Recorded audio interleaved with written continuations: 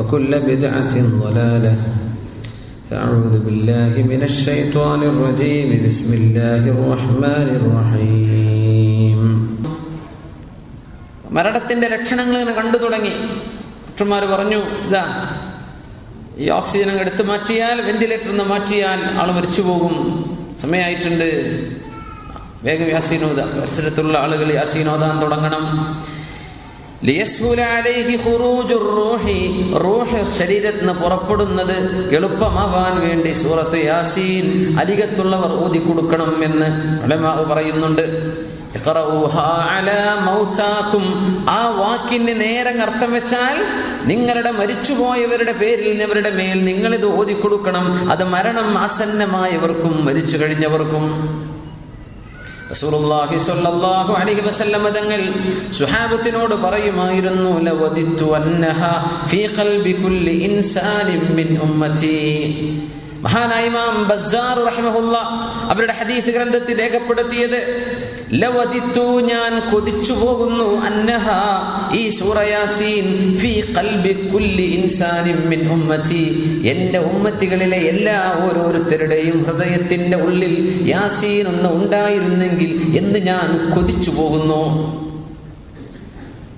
നമ്മൾ യാസീൻ മനഃപ്പാഠമാക്കണമെന്ന് തങ്ങൾ പറയണത് ആ പറഞ്ഞ രീതി നോക്കി, ലവദിത്തു എൻ്റെ ആഗ്രഹം അതാണ് കേട്ടോ, എല്ലാവരുടെ ഹൃദയത്തിലും യാസീൻ ഉണ്ടാവണമെന്ന്. അപ്പൊ നമ്മൾ കുട്ടികളോട് യാസീൻ നീ പഠിച്ചേ പറ്റൂല്ലെങ്കിൽ നാളെ 10 അടിയാണ്, അങ്ങനെയല്ല പറയേണ്ടത്. ലവദിത്തു മോനാ യാസീനൊക്കെ ഒന്ന് പഠിച്ചെടുത്താൽ അപ്പാക്ക് നല്ല സന്തോഷാവും കേട്ടോ, മോനത് പഠിക്കണം എന്നാണ് വാപ്പയുടെ ആഗ്രഹം. ലവദിച്ചു സ്നേഹത്തോടുകൂടെ പറയാ, എനിക്ക് കൊതി തോന്നുന്നുണ്ട് ഈ യാസീൻ ഓരോരുത്തരുടെയും ഹൃദയത്തിൽ ഉണ്ടായിരുന്നെങ്കിൽ എന്ന് ഞാൻ കൊതിക്കുകയാണെന്ന് റസൂലുള്ളാഹി സ്വല്ലല്ലാഹു അലൈഹി വസല്ലം തങ്ങൾ പറഞ്ഞത് കേട്ട സ്വഹാബി മഹാനായ അബ്ദുല്ലാഹി ഇബ്നു അബ്ബാസ് റളിയല്ലാഹു തആല, ലവദിച്ചു മനഃപ്പാഠമാക്കണം, കൂലിയുള്ള സൂറത്താണ്, ഒരുപാട് മഹത്വമുള്ള സൂറയാണ്, നിങ്ങൾ എന്തായാലും മനഃപ്പാഠമാക്കിയേ പറ്റൂ എന്ന് തങ്ങൾക്ക് പറയാം. പക്ഷേ തങ്ങൾ പറഞ്ഞത് എങ്ങനെ? ലവദിത്തു, എനിക്ക് ആഗ്രഹമുണ്ട് എല്ലാവരും അത് പഠിക്കണമെന്ന്. ഇൻഷാ അല്ലാഹ് നമ്മളൊക്കെ മറന്നുപോയ ആളുകളൊക്കെ ഒന്ന് പൊടി തട്ടിയെടുക്കുക. അത് ദിവസവും ഓതിക്കഴിഞ്ഞാൽ അത് ഇൻഷാ അല്ലാഹ് അതിന്റെ പുണ്യം ജീവിതത്തിൽ മുജറബ അനുഭവിച്ചറിയാനുള്ളതാണ്. അത് അല്ലാഹു സുബ്ഹാനഹു വ തആല അതിന്റെ പുണ്യം നമുക്ക് നൽകുമാറാകട്ടെ. ഇവിടെ ഏറ്റവും വലിയ നമ്മൾ മനസ്സിലാക്കേണ്ട ഒരു കാര്യം, ഒന്ന്, യാസീൻ ഓതുന്ന സമയത്ത് ധൃതി പിടിച്ച് ഓതരുത്. ഖുർആൻ ഒരിക്കലും ഒരിടത്തും ധൃതി പിടിച്ച് ഓതരുത്, എവിടെയായിരുന്നാലും. ഖുർആൻ ഒരു സദസ്സിൽ ഓതപ്പെടുകയാണ്, വാപ്പയുടെ ഉമ്മയുടെ ആണ്ടാണ്, അവരുടെ പേര് ദുആരക്കാൻ വേണ്ടി വന്നതാണ്. ഉസ്താദുമാർക്ക് പല തിരക്കുണ്ടാവും. ചിലപ്പോൾ പെട്ടെന്ന് സ്പീഡിൽ ഉസ്താദ് ഓതിപ്പോയാൽ എന്ത് ചെയ്യണം? കൂടെയുള്ള ആളുകൾ മെല്ലെ ഒന്ന് ഉസ്താദിന് സൂചന കൊടുക്കുക, മെല്ലെ ഊതല്ല ഉസ്താദെ, നമ്മൾ സേവ് ചെയ്യുന്നത് ആകെ 2 മിനിറ്റ് ആയിരിക്കും. ഈ പടപടാന്ന് ഊതിയിട്ട് 2 മിനിറ്റിന്റെ വ്യത്യാസം ഉണ്ടാവുള്ളൂ. അപ്പൊ നമ്മളൊന്ന് സാവധാനത്തിൽ ഊതാ. ഖൽബുൽ ഖുർആനാണ്, ഖുർആനിന്റെ ഹൃദയമാണ്. സ്പീഡിൽ ഓതിയ യാസീൻ കിട്ടും, സ്ലോ ഓതിയ യാസീൻ പഴക്കും, അങ്ങനത്തെ ആൾക്കാരുണ്ടാവും അല്ലേ. സ്പീഡിൽ ഓതുകയാണെങ്കിൽ കറക്റ്റ് കിട്ടും, മെല്ലെ ഓതി ആകെ എല്ലാ മുബീനും പഴച്ചു പോകും. അപ്പൊ ഓതുന്നതേ സ്പീഡിലാണ്, അങ്ങനെ ഓതരുത്. മെല്ലെ ഉറച്ചിലിൽ ഖുർആന തർതീല, ഇന്നാ സനുൽഖി അലൈക ഖൗലൻ സഖീലാ. നബിയെ, ഭാരമായ ഒരുപാട് കാര്യങ്ങൾ നിങ്ങളുടെ ഹൃദയത്തിലേക്ക് ഞാൻ ഇറക്കി തരാൻ പോകുന്നുണ്ട്. ഒരുപാട് ഭാരം അങ്ങേക്ക് ഇറക്കാൻ പോകുന്നുണ്ട് നബിയെ. അതിന് മുന്നോടിയായി വറത്തിലിൽ ഖുർആന തർതീല, ഈ ഖുർആനിനെ മനോഹരമായിട്ട് ഓതണം നബിയെ. എന്തേ? വരാനുള്ള ഭാരം നിങ്ങൾക്ക് ലഘൂകരിക്കപ്പെടും. വലിയ ഭാരം വരാൻ പോകുന്നുണ്ട്, ആ ഭാരം താങ്ങണമെങ്കിൽ ഖുർആൻ നേരെ ഓതിക്കോളി നബിയെ, മനോഹരമായിട്ട് ഓതണം. നബി തങ്ങളോട് ഖിതാബ്, തങ്ങൾ ജീവിച്ചിരിക്കുമ്പോൾ. ഇനി നമ്മളോട് ഖിതാബ്, നമ്മളോട് പറയാം, ജീവിതത്തിലെ ഭാരങ്ങളൊക്കെ ഒന്ന് കുറയണമെങ്കിൽ ഖുർആൻ തർത്തീലാക്കി ഓതണം. നാട്ടിലെ ഉസ്താദ്മാരോടാണ് ഇത് കാര്യമായിട്ട് പറയേണ്ടത്. യാസീന് വല്ലാത്ത സ്പീഡ്, ബാക്കിയുള്ളതൊക്കെ വളരെ സ്ലോയില്. ഇതൊന്ന് കഴിഞ്ഞു കിട്ടാൻ കുടുങ്ങണ പോലെ അങ്ങനെ ആയിപ്പോവരുത്. യാസീൻ മെല്ലെ ഓതാവും, സാവധാനമേ ഓതാവും. അതിന്റെ വഖഫുകളൊക്കെ ശ്രദ്ധിച്ചിട്ട് ഓതണം. പിന്നൊരു വിഷയം, ഒരു സൂറത്തിന്റെ മഹത്വം നമ്മൾ മനസ്സിലാക്കുമ്പോൾ, ഇപ്പൊ സാധാരണ ഖുർആനിൽ അഹ്ദുനാ ബിൽ ഖുർആൻ, നമ്മുടെ ഖുർആനുമായി നമ്മുടെ ബന്ധം ഏതാനും എണ്ണപ്പെട്ട സൂറകളിൽ ഒതുങ്ങിപ്പോവരുത്.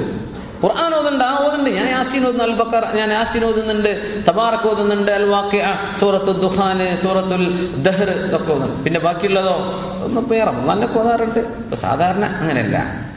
ഖുർആനിൽ നിന്ന് നമ്മളുമായുള്ള ബന്ധം ഈ എണ്ണപ്പെട്ട സൂറത്തുകളിൽ ഒതുങ്ങരുത്. അത് വിർദുകളുള്ള ആളുകൾക്ക് വരുന്ന ഒരു പ്രശ്നമാണ്. സ്ഥിരമായിട്ട് ഖുർആൻ ഓതുന്ന ആളുകൾ, പ്രത്യേകമായി സൂറത്തുകളൊക്കെ ഓതുന്ന ആളുകൾ, അതിനപ്പുറത്തേക്ക് ഒന്നും ഓതാൻ അവർക്ക് സമയം കിട്ടില്ല. എന്നാൽ ഒരൽപ്പം ഒരു സൂറത്ത് സ്വാഫാത്ത് അങ്ങ് ഓതുക, സൂറത്ത് ഖാഫ്, എല്ലാം പുണ്യമുള്ളതാണ്. ചിലതിന്റെ ശ്രേഷ്ഠതകൾ അല്ലാഹു തആല പറഞ്ഞിരുമ്പോൾ അതിലേക്ക് ഒതുങ്ങരുത്. എന്ത് ചെയ്യുക? അപ്പുറപ്പുറം ഖുർആൻ ഓതുക. അതുകൊണ്ടാണ് ഖുർആന്റെ ഏറ്റവും വലിയ അത്ഭുതം, ഖത്മുൽ ഖുർആൻ ചെയ്താൽ, ഖുർആൻ മുഴുവൻ ഓതി പൂർത്തിയായി കഴിഞ്ഞാൽ പിന്നെ എന്ത് ചെയ്യണം? സൂറത്തുൽ ഫാത്തിഹ തുടങ്ങി വെക്കണം എന്നാ. മിനൽ ജിന്നത്തി വന്നാസ് എന്ന് പറഞ്ഞ് പൂട്ടിപ്പോവരുത്. പിന്നെന്ത് ചെയ്യണം? ഒരു ഫാത്തിഹെങ്കിലും അൽ ബഖറയിൽ ഒരു 10 ആയത്തെങ്കിലും മിനിമം ഓതി വെക്കുക. ഞാൻ നിർത്തിയിട്ടില്ല കേട്ടോ, ഞാൻ ബാക്കിയും കൂടെ ഓതാൻ ഇനി വരും, ഞാൻ തുടങ്ങി വെക്കുകയാണ്. അതൊരു തഫാഉലാണെന്ന് പറയും. എന്ന പോലെ അള്ളാഹുവിന്റെ കലാമുമായുള്ള ബന്ധം നമ്മൾ ചില സൂറത്തുകൾ ഒതുക്കരുത്. ചില നിസ്കാരത്തിൽ എപ്പോഴും ഖുൽ അല്ലാഹു അഹദ് ഇന്നാ ഇദാ ജാഅ നസ്റുല്ലാഹ്, ഇതിനപ്പുറത്തേക്ക് ഒന്നും ഓതൂല. അങ്ങനെ ആയി പോവരുത്. പല ഫ്ലേവറും ഉണ്ട് ഖുർആനിൽ, പല ടേസ്റ്റും കിട്ടുന്ന പോലെ ഓരോ സൂറത്തിനും ഓരോ മധുരമാണ്. ചില ആയത്തുകളുടെ രീതിയും അതിന്റെ വലുപ്പവും ലെങ്തും കുറഞ്ഞതും കൂടുന്നതും ഒക്കെ വളരെ മനോഹരമായ മധുരിമ നൽകുന്നതാണ്. ഇതൊക്കെ ആസ്വദിക്കണമെങ്കിൽ എന്ത് ചെയ്യണം? 1-2 സൂറത്ത് മാത്രം പഠിച്ച് നിർത്തരുത്, ഒരുപാട് പഠിച്ചുകൊണ്ടിരിക്കുക. അതൊക്കെ നിസ്കാരത്തിലേക്ക് കൊണ്ടുവരിക, ജീവിതത്തിൽ പകർത്ത് അല്ലാഹു തആല തൗഫീഖ് ചെയ്യുമാറാകട്ടെ. ഇമാമുന ഖുർത്തുബി റളിയല്ലാഹു തആല അൻഹു പറയാൻ,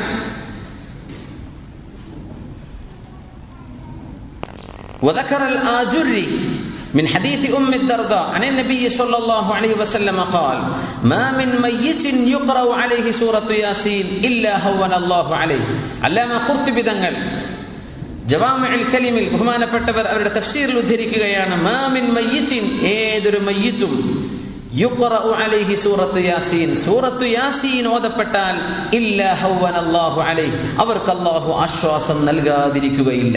ആശ്വാസം അല്ലാഹു നൽകും. അതുകൊണ്ട് ഉമ്മയുടെ പേരിൽ ഒരു യാസീൻ ഓതുക, വാപ്പയുടെ പേരിൽ ഒരു യാസീൻ ഓതുക, അല്ലേ? മരിച്ചുപോയ വല്യമ്മാന്റെ പേരിൽ, വല്യപ്പാന്റെ പേരിൽ, മരിച്ച ഭർത്താവിന്റെ പേരിൽ, മരിച്ച ഭാര്യയുടെ പേരിൽ ഒരു യാസീൻ ഓതുക. അവർക്ക് ആശ്വാസമാവട്ടെ, അതവർക്ക് ഉപകരിക്കും, അവർക്ക് ഉപകാരം കിട്ടും, അല്ലാഹു ആശ്വാസം കൊടുക്കുമെന്ന് അഷ്റഫുൽ ഖൽഖ് സ്വല്ലല്ലാഹു അലൈഹി വസല്ലം തങ്ങൾ പറഞ്ഞ ഹദീസുകൾ ഖുർആൻ മുഫസ്സിരീങ്ങളോട് ഉദ്ധരിച്ചിട്ടുണ്ട്.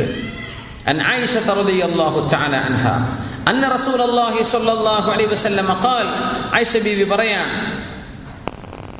ഇമാം തുർമിദി തങ്ങൾ നവാദിറുൽ ഉസൂൽ ഉദ്ധരിച്ചിട്ടുള്ള ഹദീസാണിത്. ഇന്ന ഫിൽ ഖുർആനി ലസൂറത്തൻ തശ്ഫഉ ലിഖാരിഇഹാ, വിശുദ്ധ ഖുർആനിൽ ഒരു സൂറത്തുണ്ട്, തശ്ഫഉ ലിഖാരിഇഹാ, അത് ഓതുന്ന ആൾക്ക് ആ സൂറത്ത് ശഫാഅത്ത് ചെയ്യും. അല്ലാഹുവേ, എന്നെ കൊണ്ടു നടന്ന ആളാ റബ്ബേ, യാസീൻ രാവിലെ വൈകുന്നേരം ഓതാറുള്ള ആളായിരുന്നു പടച്ചോനെ, അല്ലാഹുവേ അയാളെ നീ നരകത്തിലേക്ക് എറിയല്ല, എന്റെ ശഫാഅത്ത് നീ അയാൾ സ്വീകരിക്കണമേ എന്ന് ഈ സൂറത്ത് പറയും. വയഗ്ഫറു ലിമുസ്തമിഇഹാ, കേൾക്കുന്ന ആൾക്കും ആ സൂറ കാരണം പൊറുക്കപ്പെടും. കേൾക്കുന്ന ആള് ഒരു സദസ്സിൽ പോയിരുന്നു, മയ്യിത്ത് വന്നതാന്ന് വിചാരിക്കുക, ഇസ്ലാമിക് സെന്ററിൽ, അത് കഴിഞ്ഞിട്ട് യാസീൻ ഓതി ദ്വാരക്കാൻ, പടച്ചോനെ എനിക്ക് യാസീൻ അറിയില്ലല്ലോ, എന്നാലും ഇരുന്നൊന്ന് കേട്ടേക്ക്. കാണാതെ അറിയില്ല, മനപ്പാടമില്ല, എന്നാലും മുസ്തമിഇഹ, ആ ഓതുന്നത് കേട്ടിരിക്കുക. ഓതാൻ കഴിയാത്ത ആളാണ്, പഠിച്ചിട്ടില്ല എന്ന് കേട്ടിരിക്കുക. ആ കേൾക്കുന്ന ആൾക്ക് പൊറുക്കപ്പെടുകയും ഓതുന്ന ആൾക്ക് ശഫാഅത്ത് ചെയ്യുകയും ചെയ്യുന്ന ഒരു സൂറ.